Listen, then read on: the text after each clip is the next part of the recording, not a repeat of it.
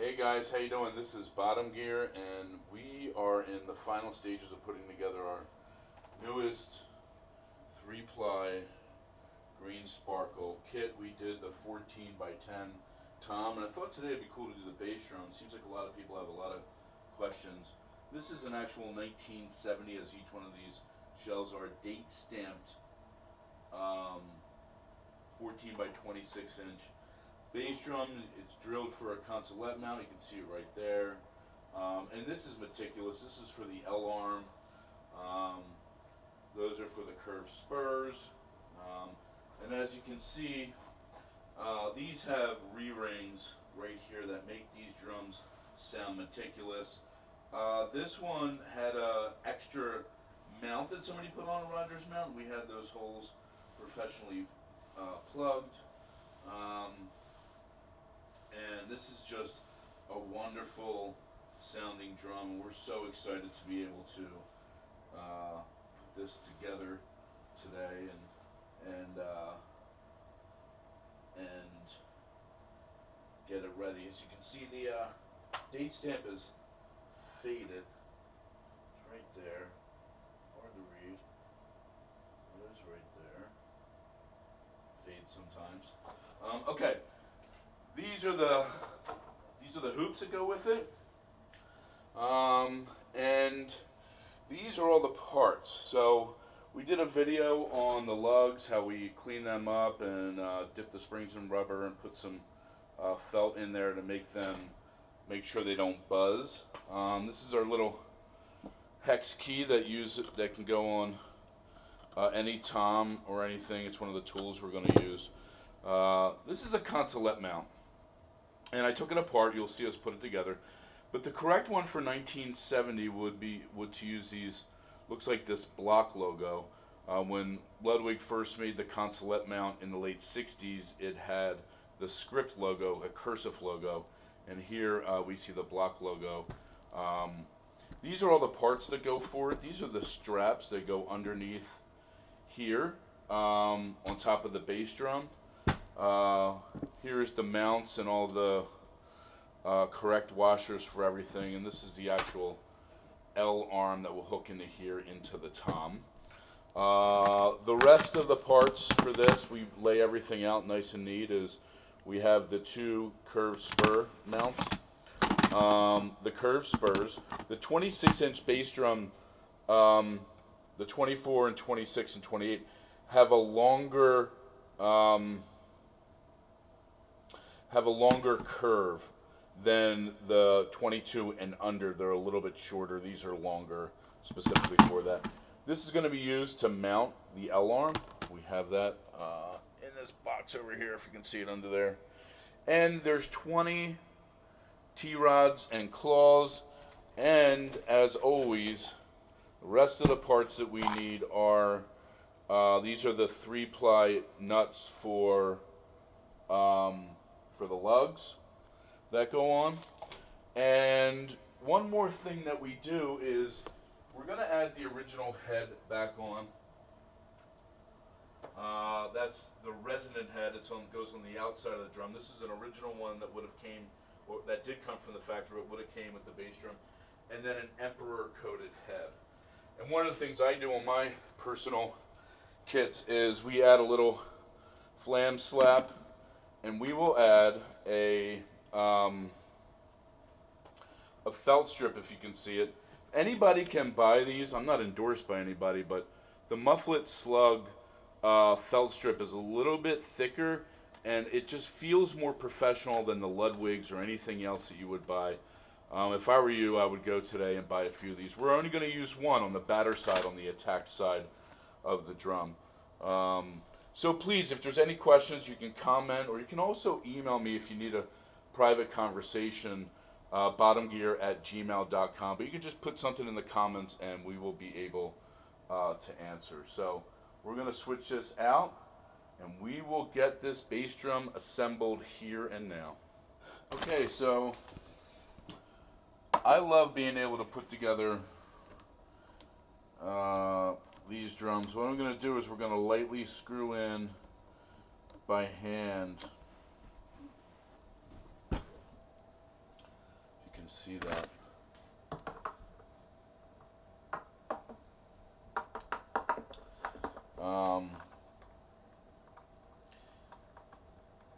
We're going to lightly do by hand each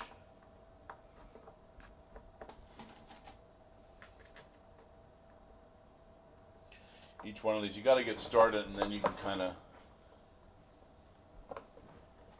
sit it down, and we'll just go one by one and put it in.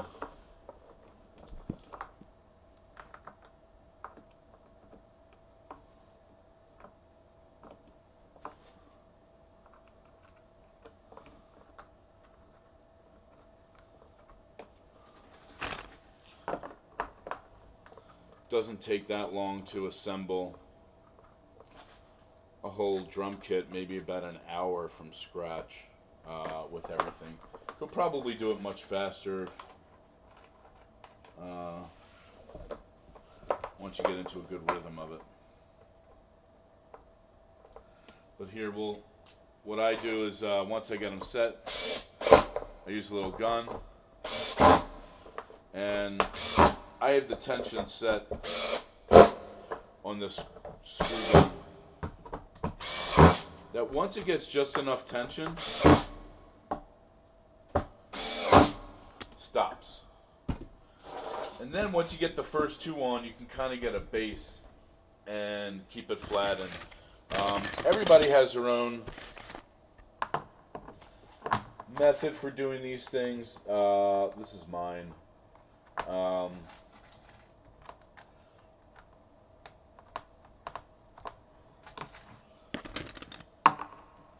Over the years, I've taken apart so many drums that these little screws that you find, sometimes the older drums, you might see them painted white.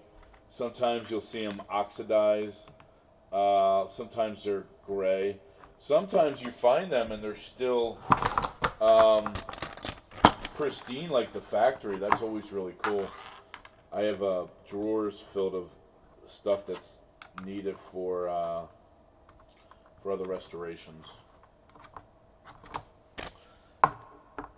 So hopefully these little tips will help you guys out in starting your vintage drum collecting or your Bonhamgear drums. So I got 4 together. I'll just go through and just do a little tighten up.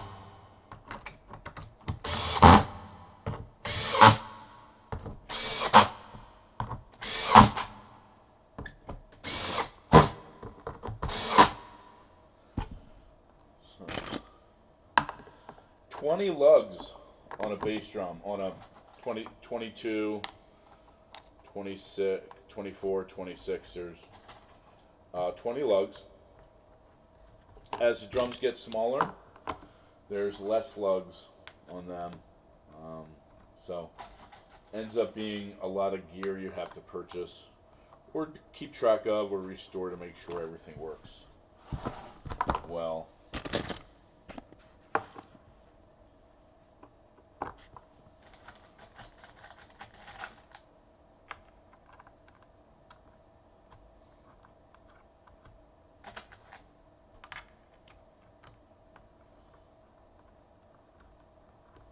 We are just about halfway done with putting these little screws on, if you can see.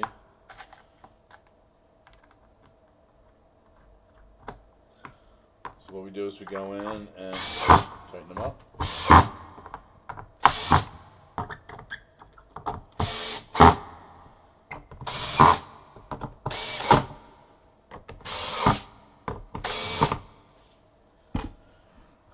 And if you're doing it by hand, it's fine.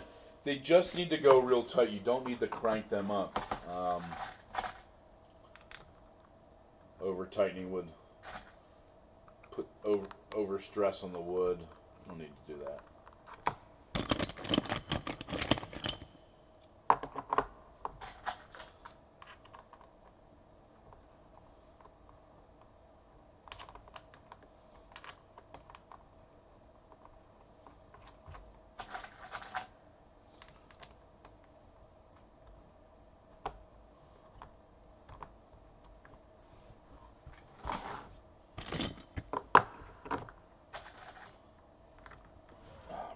closer to being finished.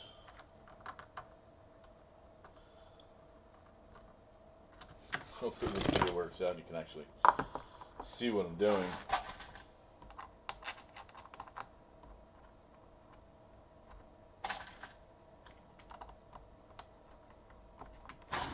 We got 4 done. I'm going to go back and tighten them.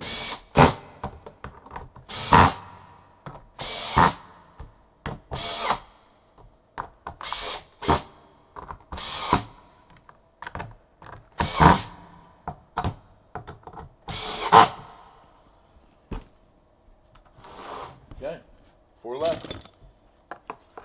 Like I said, it's very quick. Once you have all the tools in the right spot, and you got a little table set up, you do this directly on the ground.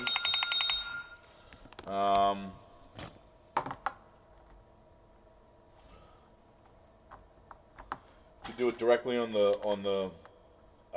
like a rug, or my suggestion is to get a little table and put a tablecloth down, or maybe a towel. This way you can make sure the drum stays protected while you're doing the final assembly. No sense in doing all the hard work to make sure everything's nice, and then you scratch it up. Again, this is not a cheap process, but you can save a good amount of money by learning to do things yourself, learning how to do your own wrapping, learning to take your time to buy gear. Some people just rush around and they'll just buy the first thing they see on eBay, which saves you a lot of time. But for someone like me, who started off with very little finances and a large amount of time, I learned you can just buy a little piece at a time. And you can see these lugs are set up and everything's ready to go. What I'm going to do is transition the camera out, and we will mount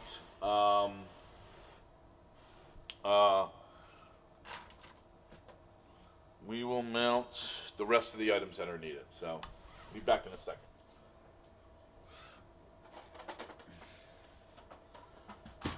Okay, we're on to the rest of the parts assembly, which means we are going to do the curved spurs, the consolette mount, and even the L-arm mount, and we will put on all the T-rods and claws just so you can see how that entire process goes. So first thing I'm going to do is unscrew all of these screws, get everything off and ready to go. These have little cups on the back, if you can see them. And there always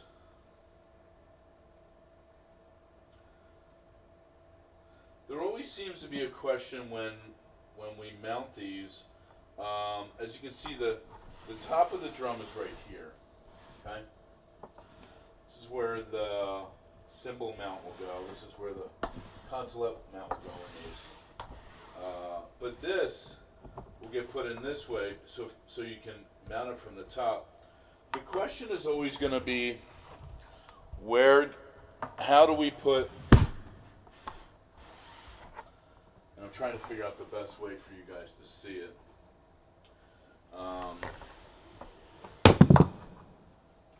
Which that's not the best way for you to see it, obviously.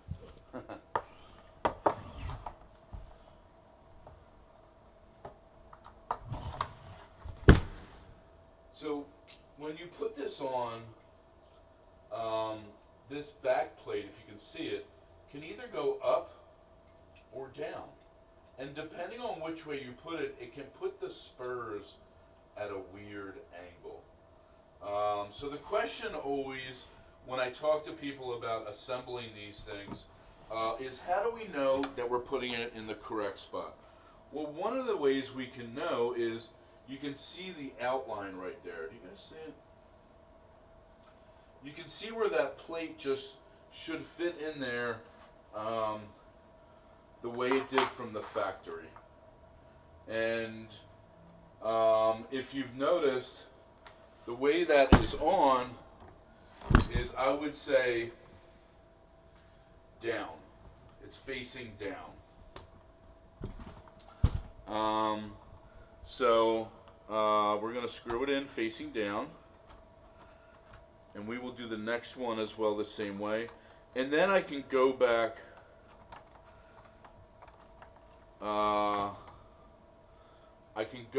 with the screwdriver and tighten everything at one time. Make it nice and easy.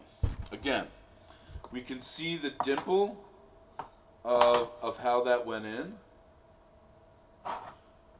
from the factory. Okay? And as we can see how that fits perfectly in, meaning it goes down.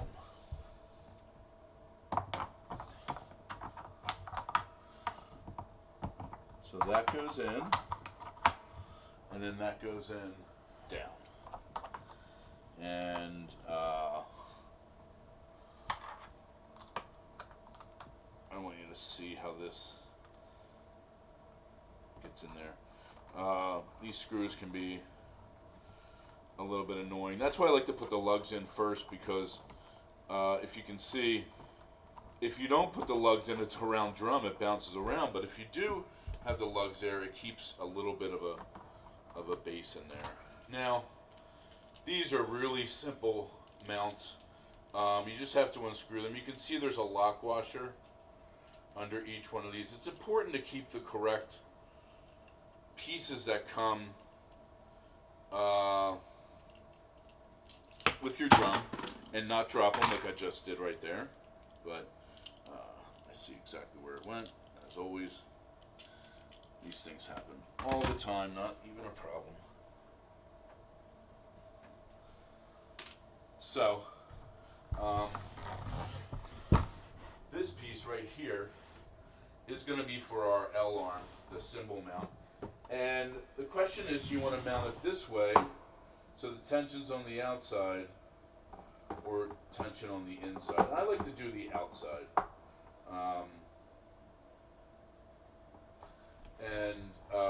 It makes it, I think, look a little bit better. Not that we have to mimic everything that John Bonham did, but that's how he would have had it on his kit. We can see, and we know that from the pictures. Washer, screw, outside. We just tighten everything by hand, and then we'll get come through again with our screwdriver and tighten everything. And now I think this is one of the most interesting things that we get to do, is to put together the consolette mount. Now, this one is probably the most complicated to put together because there's so many different pieces that go into it. I'm going to set this up on the ground over here, and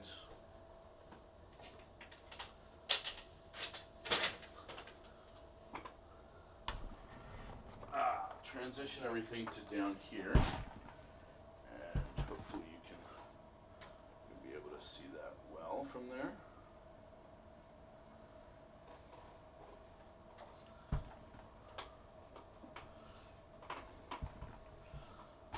So this will face the drummer. This part faces the drummer, and the straps go in. So to get everything set up, pretty much what I'm going to do is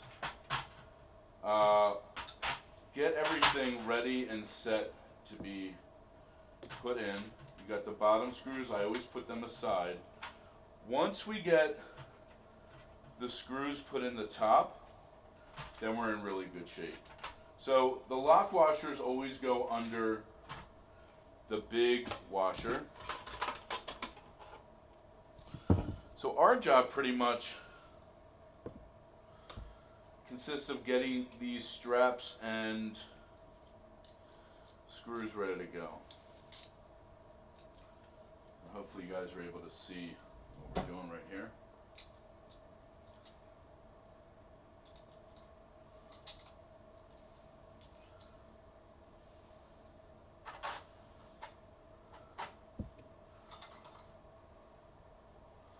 And what I'll do is I'll get everything positioned correctly on the top, and then it's real easy to get positioned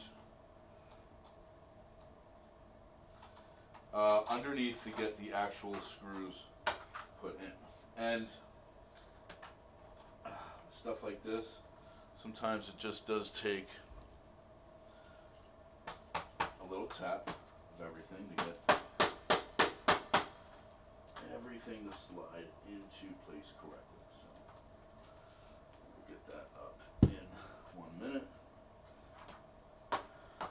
There we go.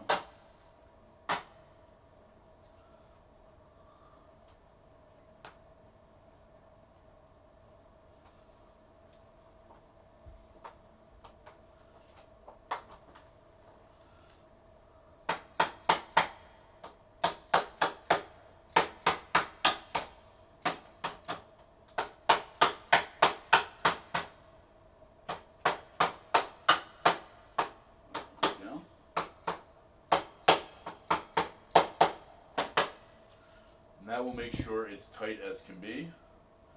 And we will bring it around and put all of our screws up. Alright, so.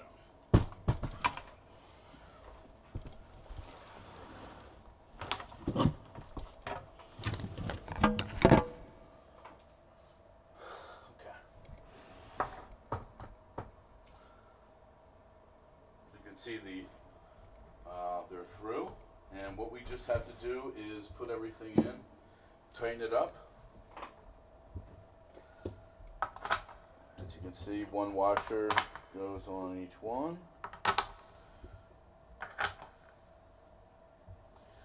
The lock washer goes underneath.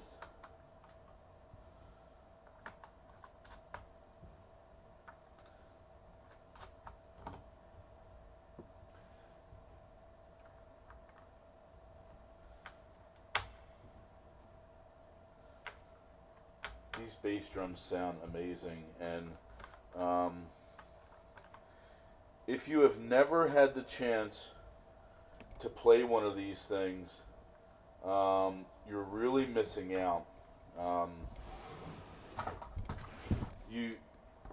They sound so big, and just the weight behind them, it just is huge, and you get the sound of, you're like, wow, now I know why these big old-time drummers would use such a big drum, because of the phenomenal sound behind it.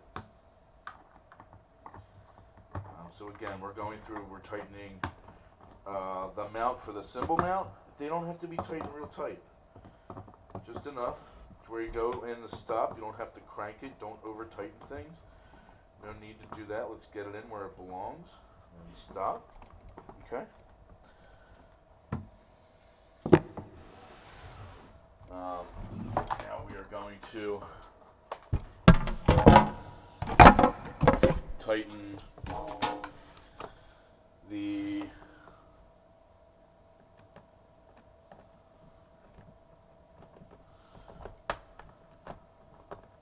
these are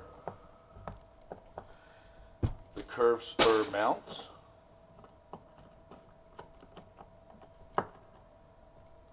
Okay.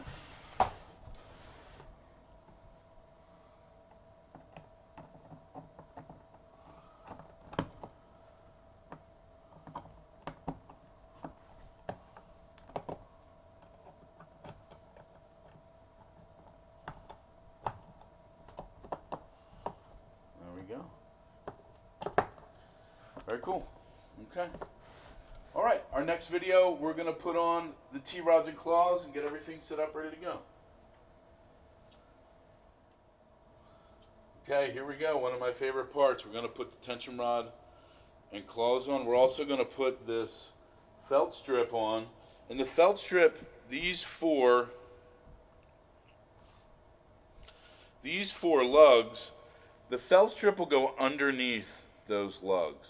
And you just want it to be on the bottom just to add a little bit of dampening to the batter head when it hits. You don't need to put it on the front and the back. Just on the front is just the way John used to do it. I know there's a video from Jeff Oakletree saying John would do it in the front and the back, but there's no pictures of that anywhere. We just see it on the front in plenty of photos. So first thing I like to do is we will get this shell positioned where we want the head to be. And what I do is I like to put the logo for the head on the top of where the badge is. You can see the badge hole right down here. Try to get it as straight as you can.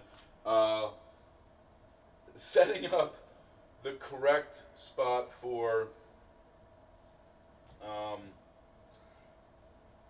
the logo head is probably the hardest. Okay, so the reason why I did that is because at some point we're going to have to pull this out pretty tight and get it to where we want it to be. So what I've always done is I've always gotten this out and put like a piece of tape or two just on here to keep it kind of centered where I think I like it to be. And that's just painter's tape. Again, we're going to move it a little bit, but if you're able to just tape it down, you can see what I did. It puts it in a fairly good position and it makes it super easy for you to get started. This way it doesn't fly around. And again, somewhere around that. Now, once you put a piece of felt strip in, yeah, it makes that bass drum very heavy. Makes it nice and tight. And then what we're going to do is we'll just come through with our tension rods and we'll add one at a time, okay? So let's pull out the first tube. Now, if you guys didn't know, vintage drums are different than the newer drums. Vintage drums have a flat edge and a rounded edge. You can see that side's rounded. That's for the curve. That's for the T-rod to hook on. And this flat edge is meant to go up against the head. All right. So when you get a T-rod, and these are very nice T-rods, you can see that they're curved. The curved side is meant to go on here. Okay. So where I always start is the place of where this felt strip is. All right. Now I'm not tightening all the way. I'm just getting it pretty darn close because I'm going to want to come and adjust this felt strip at some point. All right. And also, one of the things you have to know about putting together the bass drum, when we do the other side, the resonant head, I don't like when that logo looks weird, like it's off-centered, and it's hard to adjust once it's in. So I've learned if you do it a little bit loose, you can pull this up and you can make slight adjustments to the head, and it's just going to take a little bit of time. Now I'm putting this together. This kit is for sale, so I'm going to have to take it apart anyway. My hope is that somebody will come and want to pick it up and see it and play it, and we love those things. Please come and check out the kit. If you want to buy it, you can come and check it out first, and we'll go from there. So again, we're not tightening it all the way. We want to be able to move the head around a little bit, get that felt strip where we want it to be, but we can get it in pretty darn close.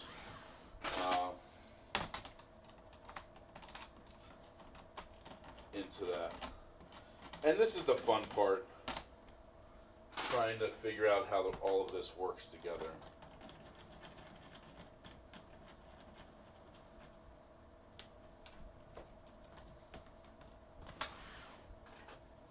There's 20 T-rods, obviously 10 for each side.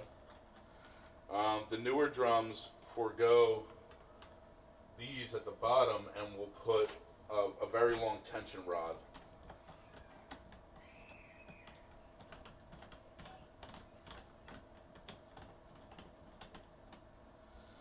Alright, so now those are in. Let's go back and make sure our felt strip is in nice and tight so it gets the best action it possibly can. And I will start from here. Get the best action that I can, and I'll just tighten it down. With these two right here, I will get these in place.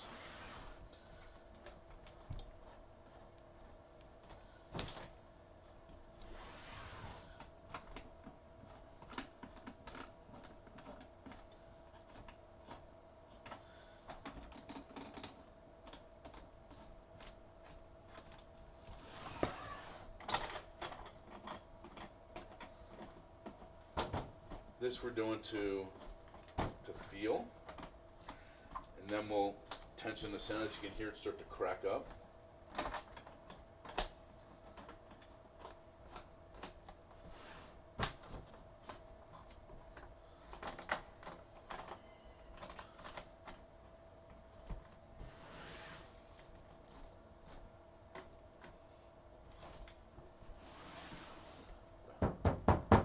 Starts to sound like a bass drum, right?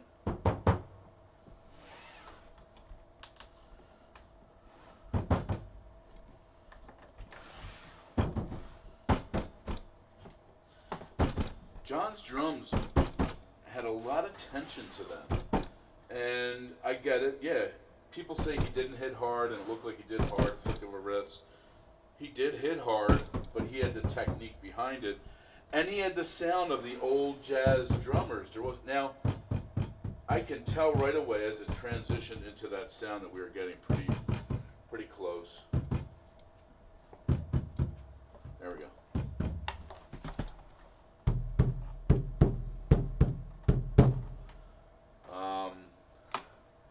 Sounds awful right now, but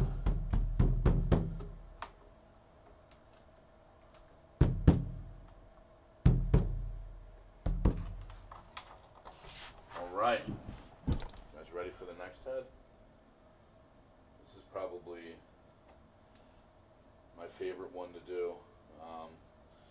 But to do this one well, we're going to have to move the camera back because we got to find out how this is actually going to sit on the legs, and I'll show you how we do that. Again,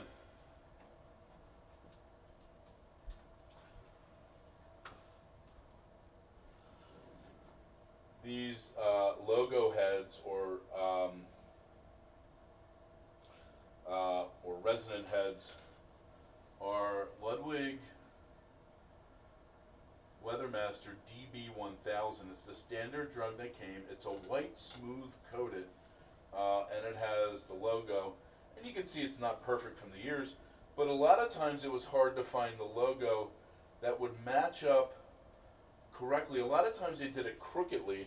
This one happens to be very, very nice.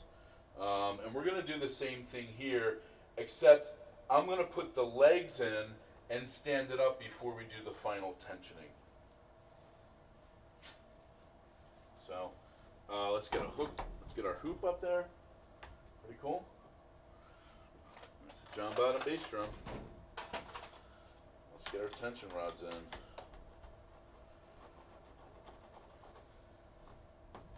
Whoop. I almost did it right away. I want that slide tension because I'm going to want to slide this head around more than the other one.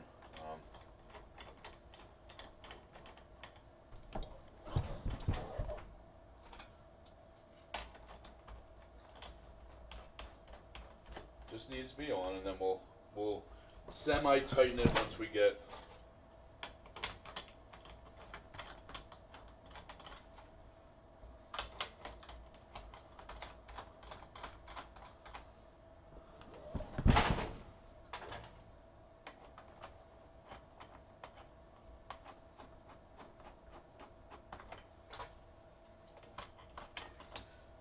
10 tension rods on the top, 10 on the bottom. Again, we want it to be loose so we can make those adjustments to the head, and hopefully it turns out that you guys can see why. These things are known for being incredibly crooked. Really weird. It looks like I'm missing one tension rod. Let's find out where. Okay, now that we got the head on and we got the legs in, I want to show you guys how I finally get it to where I want it to look, so I know it's correct. This is, I would say, is a pretty fairly even surface, and what you want to see is the head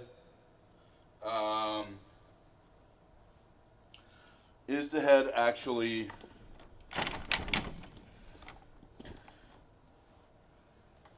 level? And to do that, you kind of have to adjust the legs to where you want them to be, and then we can kind of twist the logo head to be as straight as possible, or level, and I think that would do it. A lot of times these bottom logos never matched with this, like the guys were drunk when they were coming in putting the logos on. It's almost like you can tell that they were being done by hand. What I do from here is I just usually just get these tightened by hand, so I can go through and do the final tuning on the drum. There's some final pieces that still have to be put on, such as the L-arm, the flam pad. That's where the bass drum will hit the batter head. I always like to add one of those so it doesn't destroy the head. And the top piece for the L-arm. So let's get this back on its belly.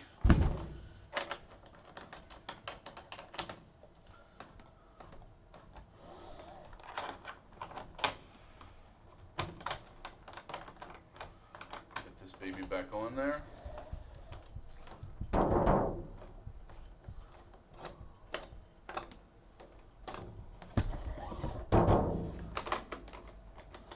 Sound.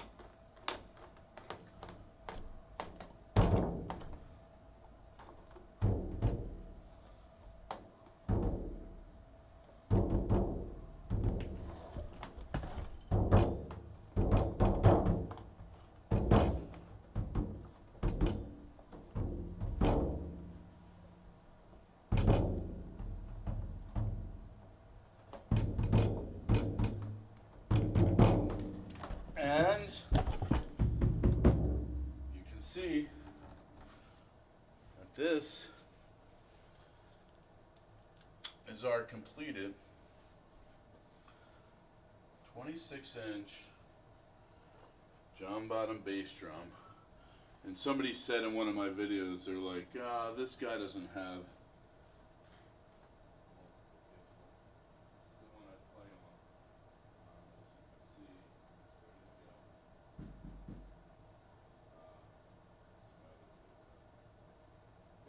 Forward to completing this kit, and it is up for sale right now on eBay. You can check it out. The rest of the drums will be coming soon. Thanks.